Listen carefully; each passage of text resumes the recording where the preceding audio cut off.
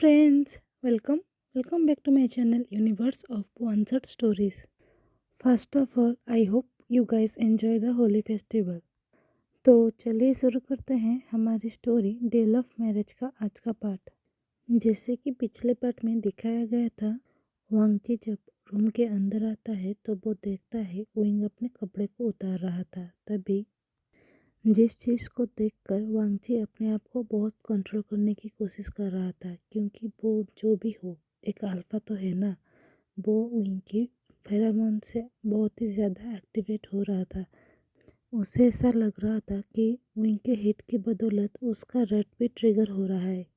तो वो जल्दी से विंग को लेकर बाथरूम के अंदर चला जाता है ताकि वो विंग को कूल डाउन कर सकते।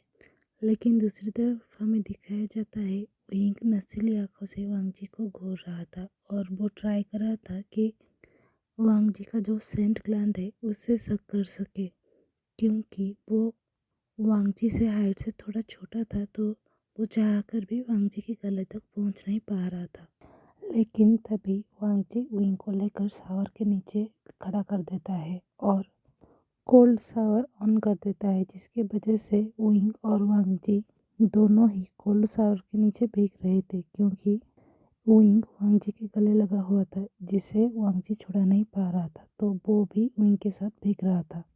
थोड़ी देर बाद वांगजी को रियलाइज़ होता है विंग थोड़ा सीवर करने लगा है, क्योंकि ये पानी कुछ ज़्यादा ही ठंडा था। तभी उसे रियलाइज़ होता है वो भी अपने आप से वो कंट्रोल खो रहा है। तो वो अपने आप को विंग के हवाले कर देता है। विंग जो करना चाहे वो कर सकता है उसके बॉडी के साथ।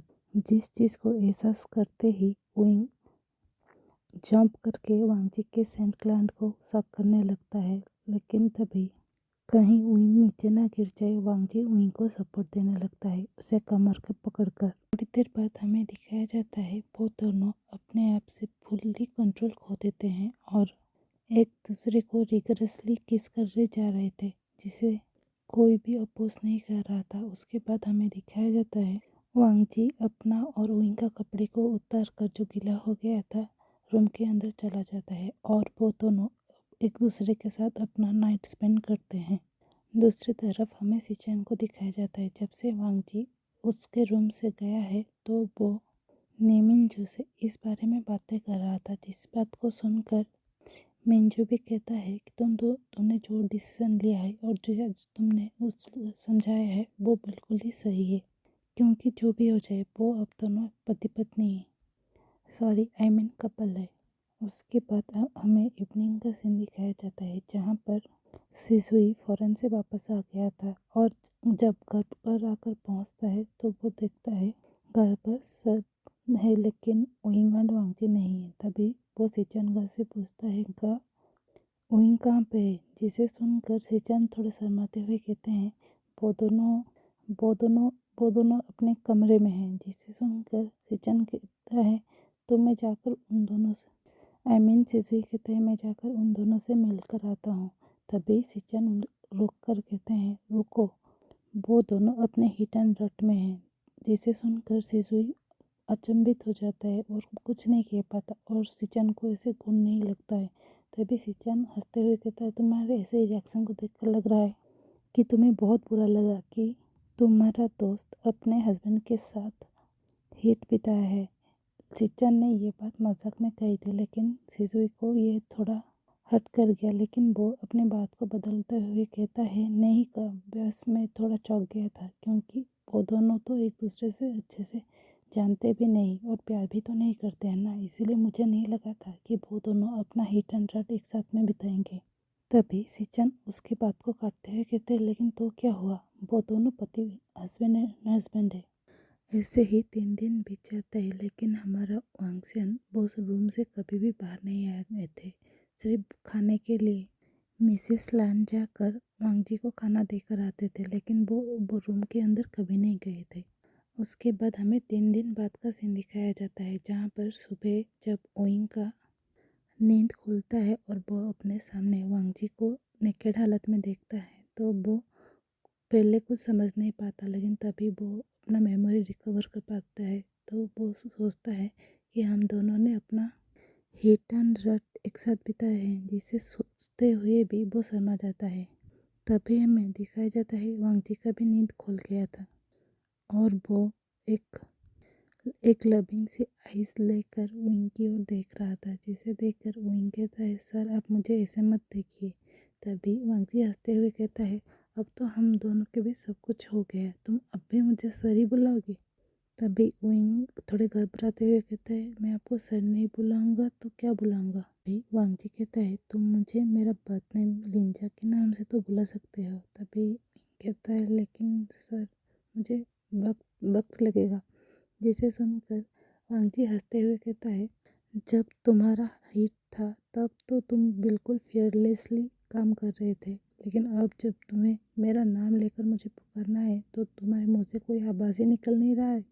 वांगजी की ऐसी टीजिंग को देखकर विंग चिढ़ जाता है और वांगजी के कंधे को मारते हुए कहता है, सर आप बेकार की बातें मत कीजिए और मुझे टीज करना बंद कीजिए और चलिए मेरे हेल्प कीजिए, मैं थोड़ा फ्रेश होना चाहता हूँ। इसे सुनकर वांगजी अचानक से विंग को अपने गोद में उठाकर बाथरूम में चला जाता है और वो दोनों मिलकर फ्रेश होने के बाद तैयार होकर नीचे जाने लगते हैं। जब सभी लोग नोटिस करते हैं कि वांगजी नीचे आ रहे हैं, तभी सभी उन दोनों को ऑकवर्ड फील ना हो ऐसा ट्राई कर रहे थे, ऐसा बिहेव कर रहे थे जैसे कुछ नहीं हुआ है।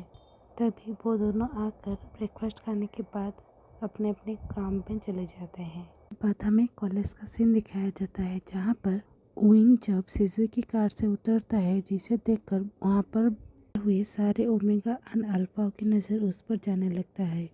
लेकिन जिस सबको विंग एंड इग्नोर करके कॉलेज के अंदर चले जाते हैं और जाकर देखते हैं, जब नियो संग विंग को देखता है तो भागकर जाकर उनको गले लगा लेता है, सिसकते हुए रोने लगता है, जिसे देखकर विंग और सिजुई को समझ नहीं पाते। तभी हम देखते हैं नियो के पीछे से वेनिंग भी उन दोनों की तरफ आ रहा था, जिसे देखकर सिजुई जाकर वेनिंग से पूछता है, क्या हुआ है, नियो ऐसे रो क्यों रहा है। जिसे सुनकर वेनिंग मुंह बनाते हुए कहता है, वो कुछ ज़्यादा ही खुश हो गया है क्योंकि हमारी फैमिली ने ये मंजूरी दे दी है कि हम दोनों की शादी हो सकती है जब हम लोगों का ग्रेजुएशन कंप्लीट हो जाएगा।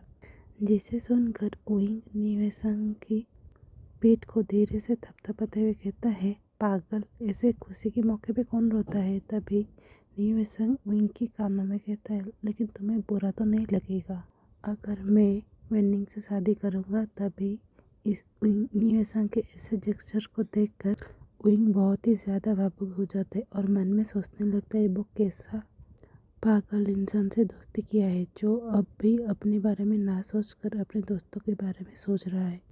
ऐसा सोचते हुए विंग भी रोने लगता है, जिसे देखकर वो दोनों अल्फा उन दोनों की ओर देखकर कहते हैं, इन दोनों का कुछ नहीं हो सकता, हमेशा बच्चों की तरह रोने ही लगते हैं थोड़ी थोड़ी बातों में।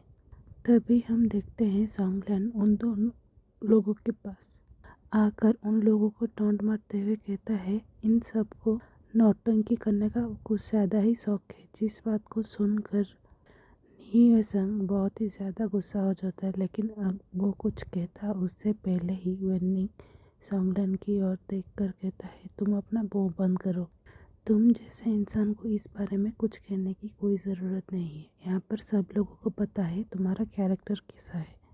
पहली बार वेनिंग का ऐसा रिएक्शन देखकर सॉन्गलैन चौंक जाता है और उसके साथ साथ बाकी तीनों दोस्त खुश होकर हंसने लगते हैं, जिसे देखकर सॉन्गलैन को बहुत ही एम्बेरसमेंट फील होता है और वो वहाँ से भागकर चला जाता है।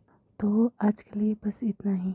मुझे पता है गाइस ये थोड़ा छोटा पार्ट हो गया है, लेकिन कल का सेलिब्रेशन की वजह से मेरा गला थोड़ा ख़राब हो गया है, इसीलिए मैं सोच रही थी कि आज मैं कोई पार्ट किसी भी स्टोरी का अपलोड ना करूं, लेकिन मुझे याद आया बड़ा पार्ट ना सही मैं एक छोटा पार्ट तो अपलोड कर सकता हूं, इसीलिए इतना देरी हो गया। I am sorry for that. और मुझे लगता है आप भी स्टोरी को एंजॉय करेंगे। अगर आपको ये पसंद आए तो इसे लाइक कीजिए, अपने दोस्तों के साथ शेयर कीजिए, ढेर सारे कमेंट भी कीजिए और मेरे चैनल में अगर नए हैं इसे सब्सक्राइब कीजिए। Please guys support me and हाँ, थैंक्स फॉर वॉचिंग।